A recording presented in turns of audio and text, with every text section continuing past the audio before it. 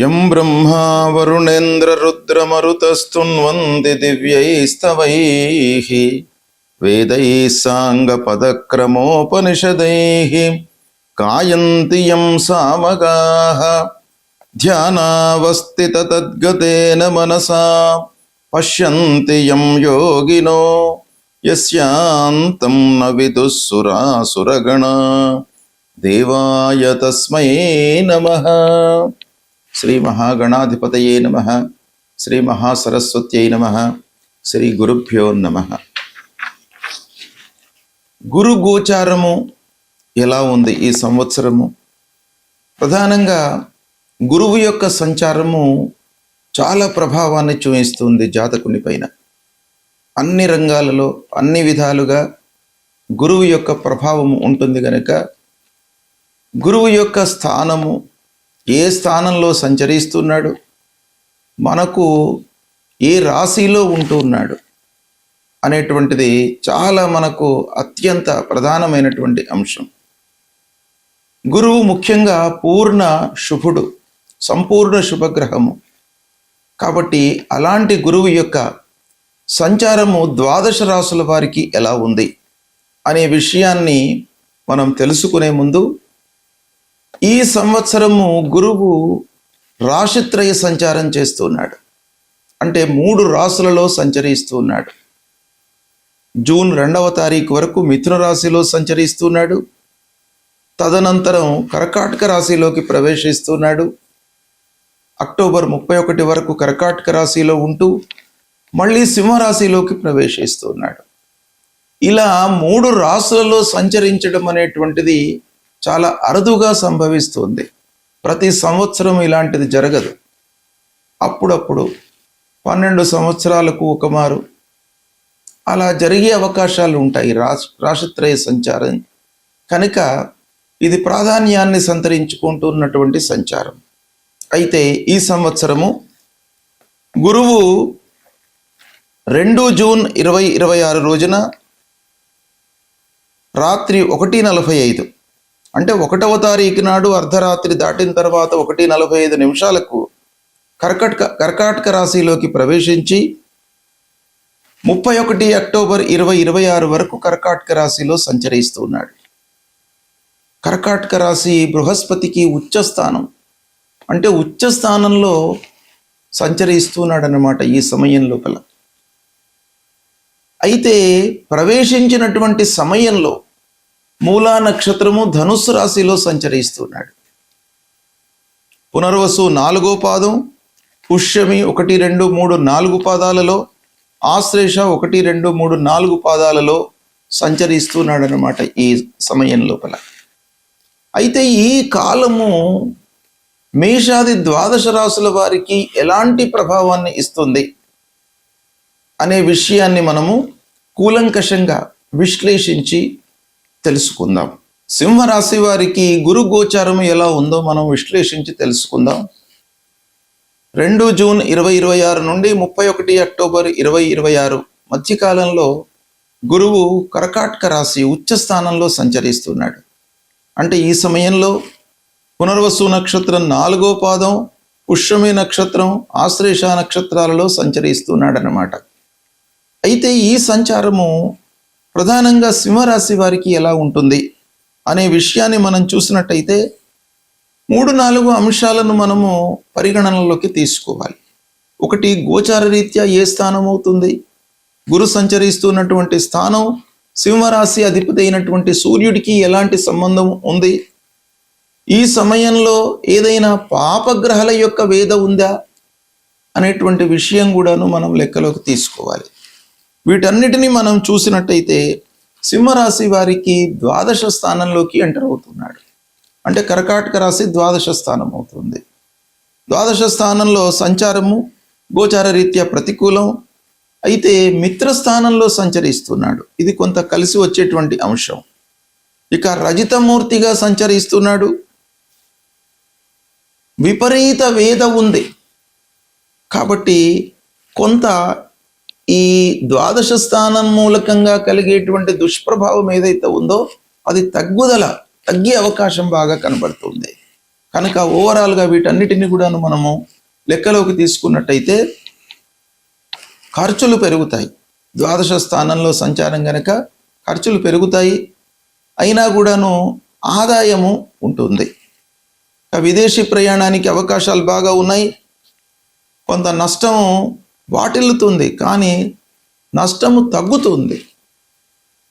ఇకపోతే రజితమూర్తిగా సంచరిస్తున్నాడు కనుక కొంత మిశ్రమ ఫలితాలు ఉన్నప్పటికీ కలిసి వస్తుంది. ఇకపోతే 6వ స్థానం మూలకంగా విపరీత వేద అనేటువంటిది ఈ సమయంలో మీకు సంభవిస్తుంది. తద్వారా శత్రువుల మూలకంగా కలిగేటువంటి ఇబ్బందులు మీకు తగ్గుతాయి. శత్రువుల వలన మీకు విజయం కలిగేటువంటి అవకాశం బాగా కనబడుతుంది. విద్యార్థులకు కొంత ప్రెషర్ ఉంటుంది ఈ సమయం లోపల. కాబట్టి చదువుకునేటువంటి వాళ్ళు ముఖ్యంగా మీరు ప్రెషర్కు గురి కాకుండా ఏకాగ్రతతో, ప్రెషర్ను అధిగమించాలి అని అంటే మనం ఏం చేయాలి? ఒక ప్రణాళికాయుతంగా పనులు చేయాలి. ఆ విషయంపై కాన్సన్ట్రేట్ చేయాలి. ఎప్పటి నిర్ణయాలు అప్పుడు తీసుకుంటూ ఉండాలి. ఇవి చేసినట్టయితే కొంతవరకు మీరు ప్రెషర్ నుంచి దూరం అవుతారు. విదేశీ విద్య కొరకై అవకాశాలు బాగా ఉన్నాయి. విదేశీ ప్రయాణము, ఉన్నత విద్యకు అవకాశాలు ఉన్నాయి. ముఖ్యంగా ఉద్యోగం చేస్తున్నటువంటి వారికి మార్పు కనబడుతుంది. ఉద్యోగం, మీరు చేస్తున్నటువంటి ఉద్యోగంలో కొంత అసంతృప్తి కానివ్వండి, వర్క్ లోడ్ పెరగడం మూలకంగానే కానివ్వండి, యాజమాన్యంతో చిన్న చిన్న మనస్పర్ధల మూలకంగా కానివ్వండి, ఏదో రకంగా మీరు ఆ ఉద్యోగంలో నుండి వేరే ఉద్యోగంలోకి వెళ్ళేటువంటి అవకాశం బాగా కనబడుతుంది. వ్యాపారస్తుల మట్టుకు కొంత జాగ్రత్తలు తీసుకోవాలి. చేస్తున్నటువంటి వ్యాపారము సజావుగానే కొనసాగుతుంది. అయినప్పటికీ మీరు నిర్ణయాలు తీసుకునేటప్పుడు కానివ్వండి, క్రయ విక్రయాలు చేస్తున్నప్పుడు కానివ్వండి, కొంత జాగ్రత్తగా ఉండండి. ముఖ్యంగా మహిళలకు ఈ సమయం లోపల ఇంటి వాతావరణం మూలకంగా కొంత ఒత్తిడి పెరిగే అవకాశం ఉంది. అంటే అదనపు బాధ్యతలు మీకు కలిగే అవకాశం ఉంది.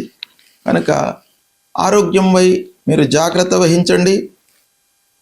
పనులు మీకు పెరగడం మూలకంగా అనవసరమైనటువంటి ఆలోచనలు రావడం అనేటువంటిది ఈ సమయంలో కలుగుతుంది.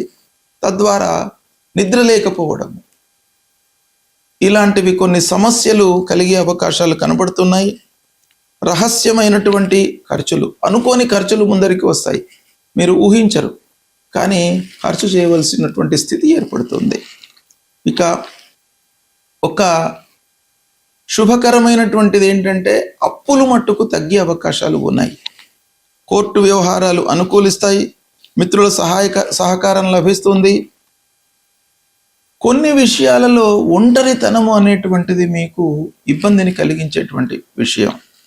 అంటే మిత్రుల సహాయము ఉన్నప్పటికీ మీరు అనుకోకుండా అందరి నుండి కొంత దూరంగా ఉంటూ ఆలోచించే స్వభావం ఈ సమయం లోపల కలుగుతుంది.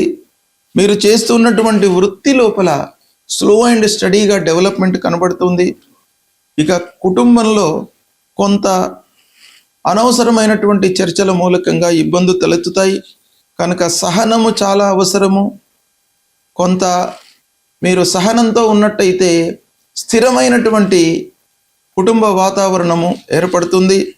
మానసికంగా మీరు దృఢంగా ఉంటారు. ఈ సమయం లోపల కొన్ని కష్టాలు ఎదురైనప్పటికీ చివరికి లాభాలను పొంది సంతృప్తిగా ఉండేటువంటి అవకాశాలు మీకు కనబడుతున్నాయి. సద్వినియోగపరచుకోండి. సంపూర్ణ శుభగ్రహమైనటువంటి గురువు ఉచ్చ స్థానంలో సంచరించడం మూలకంగా సహజంగా అన్ని రాసుల వారికి ఎంతో కొంత మంచి ఫలితాన్ని ఇచ్చేటువంటి అవకాశాలు ఉంటాయి. అయితే స్థాన బలం కూడాను, అంటే గోచార రీత్యా ఏ స్థానంలో ఉన్నాడు అనేటువంటిది కూడాను మనకు ప్రధానమైనటువంటి అంశం. అంతేకాకుండా ఆ గురువు సంచరిస్తున్నటువంటి రాష్ట్రాధిపతికి, మనము జన్మించినటువంటి రాష్ట్రాధిపతికి ఎలాంటి సంబంధం ఉంది? మిత్రత్వం ఉందా, శత్రుత్వం ఉందా, సమత్వం ఉందా? ఈ విషయం కూడాను మనకు ఫలితం లోపల డామినేట్ చేస్తుంది. అంతేకాకుండా గురువు ప్రవేశమైనటువంటి సమయంలో చంద్రుడు ఉన్నటువంటి రాశి మూలకంగా మనకు కలిగేటువంటి మూర్తి నిర్ణయం, స్వర్ణమూర్తి, రజితమూర్తి, తామ్రమూర్తి, లోహమూర్తి, ఇలాంటి స్వభావము మనకు ఆ ప్రవేశ సమయం మూలకంగా కలుగుతుంది. తర్వాత గురువు ఏదైనా పాపగ్రహాల యొక్క వేద ఉందా, ఇవన్నీ కూడాను మనం లెక్కలోకి తీసుకొని పరిహారాలను మనం చేసుకోవాలి. అయితే గురువు ముఖ్యంగా పరిహారం ఏం చేసుకోవాలి గురువు ప్రతికూలంగా ఉన్నప్పుడు అనంటే, గురువు 2, 5, 7, 9, 11 స్థానాలలో సంచరిస్తున్నటువంటి సమయంలో శుభ ఫలితాలను ఇస్తాడు. స్థాన బలం బాగా ఉంటుంది ఈ స్థానాలలో సంచరిస్తున్నప్పుడు. ఇక మిగతా స్థానాలలో అంటే 1, 3, 4, 6, 8, 12, 10, 12 ఈ స్థానాలలో సంచరిస్తున్నప్పుడు ప్రతికూలమైనటువంటి ఫలితాలను ఇస్తాడు. అందులో 4వ స్థానము, 1వ స్థానము కొంత మధ్యస్థంగా ఉంటుంది. వీటన్నిటిని కూడాను పరిగణించి మనం చూసినట్టయితే గురువుకు పరిహారం చేసుకోవాలి. దత్తాత్రేయ స్వామిని కొలవడము, గురువు యొక్క మూలమంత్రాన్ని పఠించడము. గురువు యొక్క మూలమంత్రము ఏంటి? దేవానాంచ ఋషీణాంచ గురుంకాంచన సన్నిభం వందనీయం త్రిలోకానాం తం నమామి బృహస్పతిం అనేటువంటి మూలమంత్రాన్ని ప్రతినిత్యం కూడాను చదువుకోండి. దక్షిణామూర్తి స్తోత్ర పారాయణం చేయండి. గురవే నమః అనేటువంటి మామూలుగా మీరు ఒక మూలమంత్రాన్ని మీరు చదువుకోండి. చదువుకున్నట్టయితే గురువు యొక్క అనుగ్రహం లభిస్తుంది. అన్నిటికంటే కూడాను ముఖ్యమైనటువంటిది గురుర్ బ్రహ్మ గురుర్ విష్ణు గురుర్దేవో మహేశ్వర గురు సాక్షాత్ పరబ్రహ్మ తస్మై శ్రీ గురవే నమః.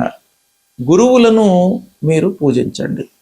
అంటే మీకు విద్యాబుద్ధులు ఇచ్చి సమాజంలో మిమ్మల్ని ఒక స్థితిలో నిలపడానికి ప్రోత్సహించినటువంటి వారిని మీరు సేవించడము, తల్లిదండ్రులను సేవించడం, ఇవి చేసినట్టయితే తప్పకుండా మీకు గురువు యొక్క అనుగ్రహం లభిస్తుంది. శుభ ఫలితాలు కలుగుతాయి. శుభం.